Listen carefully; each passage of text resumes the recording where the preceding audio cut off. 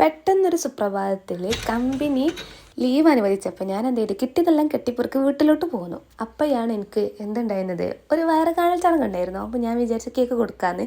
പക്ഷെ പറഞ്ഞല്ലോ, കേക്കിൻ്റെ ആകെ വേണ്ടത് ടൂൾസുകളാണ്. അതിൽ മെയിൻ ടൂളായിട്ടുള്ള നമ്മുടെ സ്റ്റേൺ ടേബിളും അതുപോലെ ഡെക്കറേഷൻ ഐറ്റംസൊക്കെ ഞാൻ മറന്നുപോയി കൊണ്ടുവരാൻ.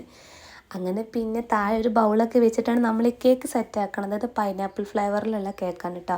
ക്രീമിൽ നമ്മൾ എന്ത് ചെയ്തിട്ടുണ്ട്, പൈനാപ്പിൾ ഇതുപോലെ ക്രഷ് ചെയ്തിട്ട് ഇട്ട് കൊടുത്തിട്ടുണ്ട്. ഫില്ലിങ്സ് ആയിട്ട് അത് നമ്മൾ പൈനാപ്പിൾ ഇട്ട് കൊടുത്തിട്ടുണ്ട് കേട്ടോ.